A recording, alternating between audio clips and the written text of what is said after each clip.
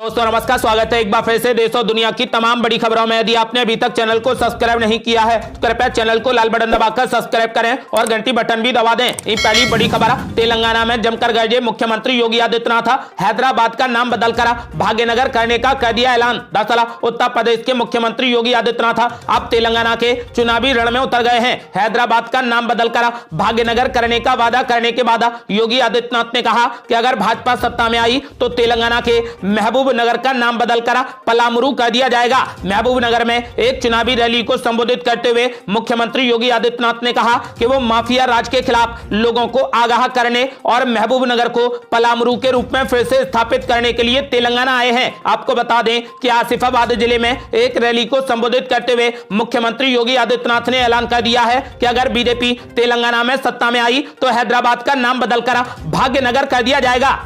अगली बड़ी खबर, राजस्थान में मतदान खत्म होने के बाद फिर से मचा बवाल। दो समुदायों के बीच में हुआ पथराव, जमकर चले लाठी और डंडे। दरअसल डीग जिले की नगर विधानसभा क्षेत्र के सीकरी थाना इलाके के सिहावली गांव में दो समुदायों के बीच में झड़प का मामला सामने आया है। शनिवार को मतदान के दौरान भी किसी बात को लेकर दोनों समुदायों के लोगों में विवाद हो गया था। उसके बाद रविवार को फिर से दोनों समुदाय के लोगों की तरफ से जमकर लाठी और डंडे चले। इसके अलावा पथराव और फायरिंग भी की गई। वहीं घटना की सूचना मिलते ही पुलिस मौके पर पहुंची और मामले को शांत कराया। विवाद के बाद पूरे गांव में पत्थर ही पत्थर दिखाई दे रहे हैं। फिलहाल पुलिस ने दोनों पक्षों के लोगों को एक साथ बैठाकर समझाइश कराई है और गांव में फ्लैग मार्च भी निकाला है।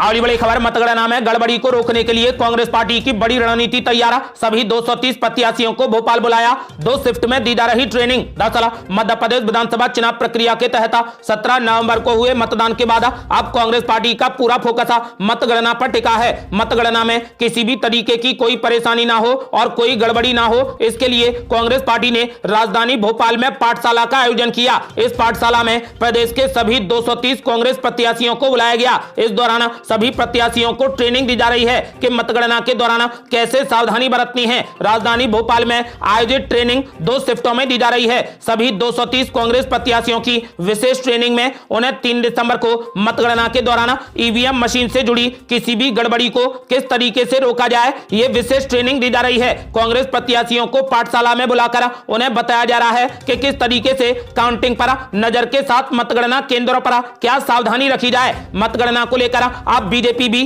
काउंटिंग एजेंटों की विशेष पाठशाला लगाने जा रही है। बीजेपी ने यह तय किया है कि विधानसभा और जिला स्तर पर काउंटिंग एजेंटों को ट्रेनिंग दी जाएगी। उन्हें सिखाया जाएगा कि मतगणना के समय पूरी तरह मुस्तैद रहें, किसी भी गड़बड़ी की आशंका पर आपत्ति लें। एजेंटों को यह भी सीख दी जाएगी कि किसी भी सूरत में किसी के दबाव में ना। अगली बड़ी खबर, कांग्रेस पार्टी की मतगणना प्रशिक्षण बैठक में पहुंचे कमलनाथ, बोले पूरी निर्भीकता के साथ में करें काम, एक-एक ईवीएम मशीन और एक-एक बूथ पर रखें ध्यान। दरअसल मध्य प्रदेश में हो रहे विधानसभा चुनाव की मतगणना 3 दिसंबर को होने वाली है। कांग्रेस पार्टी ने सभी 230 प्रत्याशियों के लिए विशेष ट्रेनिंग दी है। प्रशिक्षण के दौरान प्रदेश कांग्रेस अध्यक्ष एवं पूर्व मुख्यमंत्री कमलनाथ ने बैठक में उपस्थित कांग्रेस प्रत्याशियों और अभिकर्ताओं यानी कार्यकर्ताओं से लाइव चर्चा करते हुए कहा कि मतगणना का कार्य बिना किसी भय और दबाव के साथ करें। कांग्रेस पार्टी के एक-एक कार्यकर्ता ने पूरी निष्ठा और ईमानदारी से कार्य किया है। उन्होंने कहा कि कांग्रेस की सरकार बनने पर प्रदेश की नई तस्वीर बनेगी, युवाओं में नई ऊर्जा का संचार होगा। कमलनाथ ने कहा कि महिलाओं को सम्मान मिलेगा, किसानों का उत्थान होगा और नई पीढ़ी का भविष्य उज्जवल होगा। उन्होंने कहा कि मतगणना के दिन पूरी निर्भीकता के साथ में काम करें। कोई भी समस्या आने पर कांग्रेस प्रत्याशी और चुनाव कार्य में लगे अधिकारियों को तुरंत सूचित करें ताकि कानूनी तरीके से उसका निराकरण किया जाए। प्रदेश कांग्रेस के उपाध्यक्ष एवं चुनाव आयोग कार्य प्रभारी जेपी धनोपिया ने मतगणना के दिन की गतिविधियों और चुनाव आयोग द्वारा प्राप्त दिशा निर्देश का पालन करते हुए मतगणना कराए जाने के संबंध में जानकारी देते हुए कहा कि मतदान के दिन जो ईवीएम मशीन सील करके स्ट्रांग रूम में रखी गई हैं, उनका पूरे तरीके से निरीक्षण करें। किसी प्रकार की यदि कोई त्रुटि पाई जाती है तो निर्वाचन अधिकारी से तुरंत संपर्क कर किसी भी प्रकार की अमानवीय घटना होने की जानकारी निर्वाचन अधिकारी को तुरंत दें। मतगणना के दौरान मतगणना स्थल पर ले जाई जाने वाली सामग्री अवश्य लेकर जाएं। मतगणना शुरू होते ही मतगणना के हर राउंड और एक-एक मतों पर और एक-एक ईवीएम मशीन पर अपनी पैनी नजर रखें। आपको बता दें कि फिलहाल कांग्रेस पार्टी ने मतगणना के दिन के लिए अपनी पार्टी के सभी प्रत्याशियों को पूरे तरीके से तैयार कर दिया है ताकि कोई गड़बड़ी ईवीएम मशीन या काउंटिंग में ना हो सके।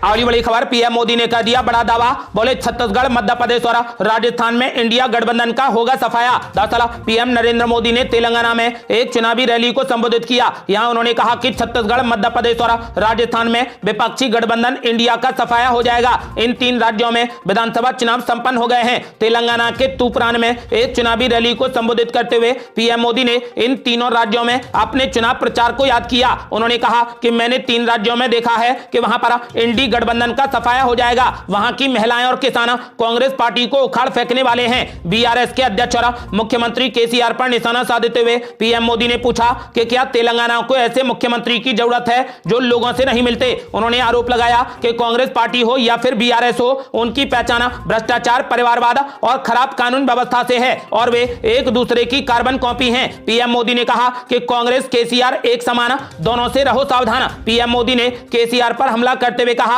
कि केसीआर की आदत झूठे वादे कर उसे तोड़ देने की है। केसीआर ने दलित मुख्यमंत्री का वादा करके तोड़ दिया। केसीआर ने दलित बंधु योजना का वादा कर तोड़ दिया। 2 बेडरूम वाले घर का वादा कर तोड़ दिया। युवाओं का रोजगार का वादा कर तोड़ दिया। केसीआर ने किसानों को पानी का वादा कर तोड़ दिया। केसीआर ने स्किल का वादा किया और केवल स्कैम दिया। पीएम मोदी ने कहा कि तेलंगाना को क्या ऐसे मुख्यमंत्री चाहिए जो कि सचिवालय भी न जाएं। 10 साल तक फार्म हाउस से सरकार चलाने वाले केसीआर के लिए अब तेलंगाना के किसानों ने यह तय कर लिया है कि उनको स्थायी तौर पर ही फार्म हाउस भेज देंगे। आपको बता दें कि इस दौरान पीएम मोदी ने जनता से बीजेपी के पक्ष में मतदान करने की अपील की है। तेलंगाना में 30 नवंबर को विधानसभा चुनाव के लिए वोट डाले जाएंगे और मतगणना 3 दिसंबर को होगी। अगली बड़ी खबर, मल्लिकार्जुन खड़गे के भाषण के दौरान रैली में मचा शोर। बीजेपी नेता अमित मालवीय ने बताया रबर स्टाम्प पार्टी अध्यक्ष। दरअसल बीजेपी के आईटी विभाग के प्रभारी अमित मालवीय ने आरोप लगाया कि दलित होने के कारण मल्लिकार्जुन खड़गे का अपमान किया जाता है। उन्होंने सोशल मीडिया प्लेटफॉर्म एक्स पर उनका एक वीडियो भी शेयर किया है। बीजेपी नेता अमित मालवीय ने अपनी पोस्ट में कहा कि यह कोई नई बात नहीं है। कांग्रेस अध्यक्ष होने के बावजूद मल्लिकार्जुन खड़गे को उनकी सभी सार्वजनिक बैठकों में अपमानित किया जाता है और वो असहाय होकर अपने कार्यकर्ताओं पर चिल्लाते हैं जो उन्हें अपेक्षित सम्मान नहीं देते हैं। बीजेपी नेता ने कहा कि गांधी परिवार ने मल्लिकार्जुन खड़गे को रबर स्टाम्प अध्यक्ष बना दिया है। राजस्थान के सभी विज्ञापनों में उनकी तस्वीरें या तो गायब हो गई हैं या फिर स्टाम्प के आकार की हो गई हैं, जबकि राहुल गांधी और अशोक गहलोत की तस्वीरें प्रमुखता से डिस्प्ले होने लगी हैं। उन्होंने पूछा कि क्या कांग्रेस मल्लिकार्जुन खड़गे का अपमान कर रही है क्योंकि वो एक दलित हैं। बता दें कि अमित मालवीय ने जो वीडियो शेयर किया है उसमें कांग्रेस अध्यक्ष पार्टी कार्यकर्ताओं पर भड़कते नजर आ रहे हैं। मल्लिकार्जुन खड़गे कह रहे हैं कि यहां मीटिंग चल रही है और ऑल इंडिया कांग्रेस कमेटी का नेता बोल रहा है, अगर आपको सुनना है तो सुनो, नहीं तो यहां से चले जाओ। ये वीडियो कहां का है इसको लेकर अभी कोई जानकारी नहीं मिली है, लेकिन यह कहा जा रहा है कि यह तेलंगाना विधानसभा चुनाव प्रचार के लिए आयोजित की गई एक रैली का वीडियो है। बता दें कि तेलंगाना की 119 विधानसभा सीटों के लिए 30 नवंबर को वोटिंग होनी है। ऐसे में सभी पार्टियां वहां जमकर चुनाव प्रचार कर रही हैं। इस बार तेलंगाना में बीआरएस, बीजेपी और कांग्रेस के बीच में त्रिकोणीय मुकाबला होने की उम्मीद है। अगली बड़ी खबर, मुख्यमंत्री केसीआर ने कांग्रेस पार्टी पर खड़े कर दिए सवाल। अब राहुल गांधी ने केसीआर पर बोला जबरदस्त हमला। बोले जहां आप पढ़े हैं वो स्कूल भी हमने बनाए हैं। दरअसल तेलंगाना विधानसभा चुनाव को लेकर चुनाव प्रचार अपने जोरों पर है। इस बीच कांग्रेस सांसद राहुल गांधी ने तेलंगाना के मुख्यमंत्री और बीआरएस के चीफ केसीआर पर जमकर हमला बोला। केसीआर ने एक रैली में सवाल किया था कि आखिर कांग्रेस पार्टी ने तेलंगाना में क्या किया है। इसका जवाब देते हुए राहुल गांधी ने केसीआर को निशाने पर लेते हुए कहा कि उन्होंने सवाल उठाया है कि कांग्रेस ने क्या किया है। मैं उन्हें बता दूं कि कांग्रेस ने क्या किया है। जिन सड़कों पर केसीआर चलते हैं वो कांग्रेस ने बनाई हैं और जिस स्कूल या फिर यूनिवर्सिटी में केसीआर पढ़े हैं वो भी कांग्रेस पार्टी ने ही बनवाए हैं। कांग्रेस सांसद राहुल गांधी ने कहा कि जो पीएम मोदी कहते हैं वही केसीआर भी कहते हैं। संसद में केसीआर पीएम मोदी की मदद करते हैं। अगर केसीआर पीएम मोदी के साथ नहीं है तो फिर इनके खिलाफ एक भी केस क्यों नहीं होता। राहुल गांधी ने कहा कि मैं पीएम नरेंद्र मोदी के खिलाफ लड़ता हूं। मेरे खिलाफ 24 केस हैं। 5 दिन के लिए ईडी ने मुझसे 55 घंटे सवाल किए। मेरी लोकसभा की सदस्यता रद्द कर दी। मेरा घर छीन लिया गया। मैंने उनसे कहा कि मेरा घर ले जाओ, मुझे नहीं चाहिए। मेरा घर हिंदुस्तान के करोड़ों गरीबों के दिल में है। तेलंगाना में गृह मंत्री अमित शाह ने कहा था कि हम ओबीसी मुख्यमंत्री लाएंगे। इस पर सांसद राहुल गांधी ने कहा कि पहले आप 2% वोट तो ले आओ। उन्होंने कहा कि कांग्रेस पार्टी ने बीजेपी की हवा निकाल दी है। बीजेपी पीछे से केसीआर की मदद कर रही है। इस खेल में एआईएमआईएम भी शामिल है, जहां भी कांग्रेस पार्टी बीजेपी के खिलाफ चुनाव लड़ती है वहां AIMIM के उम्मीदवारों को टिकट मिल जाता है। कांग्रेस के घोषणा पत्र का जिक्र करते हुए राहुल गांधी ने कहा कि तेलंगाना से किए गए सभी वादों के लिए हम सरकार बनने के तुरंत बाद पहली कैबिनेट मीटिंग में कानून बना देंगे। उन्होंने कहा कि जो भी वादे किए हैं उन्हें हर हाल में पूरा किया जाएगा। अगली बड़ी खबर, चंडीगढ़ बॉर्डर पर जुटे सैकड़ों किसान, दिल्ली जैसे बड़े प्रदर्शन की बड़ी तैयारी। दरअसल संयुक्त किसान मोर्चा के बैनर तले पंजाब के विभिन्न हिस्सों से किसान रविवार को मोहाली चंडीगढ़ सीमा पर इकट्ठा हो गए। इन लोगों ने न्यूनतम समर्थन मूल्य यानी MSP की कानूनी गारंटी के लिए अपने 3 दिवसीय राष्ट्रव्यापी विरोध प्रदर्शन की शुरुआत की है। अधिकारियों ने बताया कि प्रदर्शन से पहले सुरक्षा व्यवस्था को कड़ा कर दिया गया है और वाहनों की आवाजाही के लिए रास्ते भी बदल दिए गए हैं। किसान केंद्र के 3 कृषि कानूनों के खिलाफ 2020-21 में हुए आंदोलन के दौरान अपने खिलाफ दर्ज मामलों को वापस लेने, उस दौरान जान गंवाने वाले किसानों के परिजनों को मुआवजा देने, व एक सदस्य को नौकरी देने, कर्ज माफी करने और पेंशन की मांग कर रहे हैं। आपको बता दें कि संयुक्त किसान मोर्चा विभिन्न किसान संघों का संगठन है। किसानों ने यह घोषणा की है कि वे अपनी मांगों से जुड़ा एक ज्ञापन पंजाब के राज्यपाल को देने के लिए चंडीगढ़ में राजभवन तक मार्च करेंगे। लुधियाना, फिरोजपुर, संगरूर समेत पंजाब के कई हिस्सों से किसान रविवार को मोहाली चंडीगढ़ सीमा पर एकत्रित हो गए। उन्हें 3 दिवसीय प्रदर्शन के लिए